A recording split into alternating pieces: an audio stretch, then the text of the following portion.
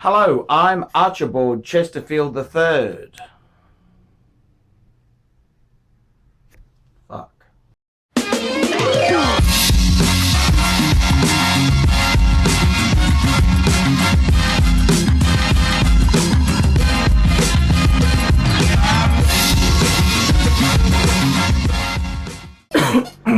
Hello, I'm Archibald Chesterfield III, and today I'd like to make the video what pisses me off about Breguet. And before I continue, please remember, like, subscribe, and tell your shithead friends about my videos. The ArchieLuxury channel is a very, very serious watch enthusiast channel. The content is delivered with humor, but retains its accuracy. I also run another channel, the Paul Pluter channel. ArchieLuxury plays the method actor Paul Pluter, and the Paul Pluter channel itself has a lot of paid wristwatch reviews and other wristwatch talk. Tune in to this other channel for fantastic content. Today I'd like to talk about what pisses me off about Breguet. What is it that pisses me off about Breguet? And I gotta tell you fuckers, there's quite a few things. I was drawn to the Breguet brand. I acquired my first Breguet in the early noughties. It was a purchase which was made from a Hong Kong, a foreign exchange dealer, a English gentleman who was working in Hong Kong, wanted a good wristwatch. He bought a white gold Breguet. He then fell on hard times, as you do, and sold it to yours truly. This was a wonderful piece, precious metal, white gold, typical Breguet hands and Breguet craftsmanship. Many years later, I saw the Breguet Type 20, a magic chronograph, one of the most beautiful chronographs I've ever seen. The Breguet Type 20 is the wristwatch which pulled ArchieLuxury into being a chronograph fan. However, Breguet themselves is a flawed brand. There are many flaws with the brand. Breguet themselves there carry on like a pompous middle child. They carry on with regard to previous achievements and previous family members. This isn't a good thing. It's not a cool thing. To brag about one's ancestry is in really poor taste. Breguet themselves there is a fantastic brand with a huge horological backbone. Breguet can be proud of introducing many wonderful developments to the horological society. However, to constantly brag about people like Napoleon, Winston Churchill, is in very poor taste. Breguet itself is a wonderful brand. However, in recent times they cheapened it with the Type 20. Yes, the Type 20 is a wonderful flyback chronograph piece.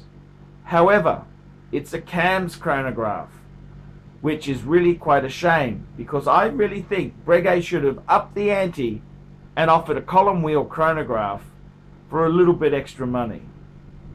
Breguet also has committed many sins by constantly mentioning previous customers. Breguet had a very luxurious French past before the company moved to Switzerland. Breguet will never be part of the Holy Trinity because of that French backbone. But Breguet is a real luxury brand which has got many wonderful enduring models. Breguet themselves have many fantastic boutiques all around the world, including New York, Paris, and London. Breguet does, however, have some unsavory punters. Unsavory punters who want to be Napoleon. Unsavory punters who don't know the difference between a cams chronograph and a column wheel chronograph. In my opinion, some of Breguet's latest offerings have been a futile grab for low rent customers trying to latch on to Breguet's coattails. Breguet itself has many wonderful pieces. Their horological pieces are amazing. However, being owned by the Swatch Group, dipping in to other brands for bits and pieces is something that really needs to be frowned upon. Breguet boasts in-house movements, but the reality is not as so luxurious. Swatch owns OMMANEY, which is a fantastic maker of movements, but how much real Breguet DNA is in a lot of these pieces. Breguet themselves have fantastic talent in the sense that they incorporate technology, artistic skills, and a respect for the previous generations. Breguet itself is a great brand. However, I really feel constant mentioning of previous owners may not be the coolest way to proceed.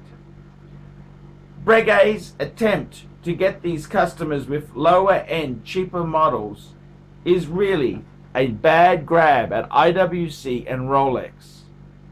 I don't think this is how Breguet of yesteryear would have conducted business. Being part of the Swatch Group, Breguet holds a very proud high flag. The resale value of many Breguet pieces does leave a lot to be desired. In fact, the king of upper echelon luxury pieces is Patek.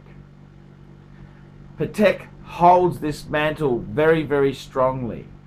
Breguet, whilst it has many wonderful innovations, doesn't cut the mustard. The resale value of some Breguets really needs to be explored. They aren't a great retail buy.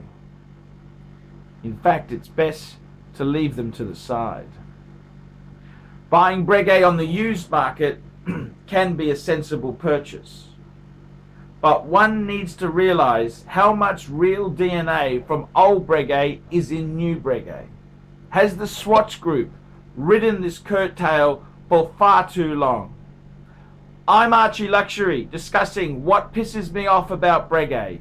Please comment, tell me what you think pisses you off with this great brand. See you later, fuckers.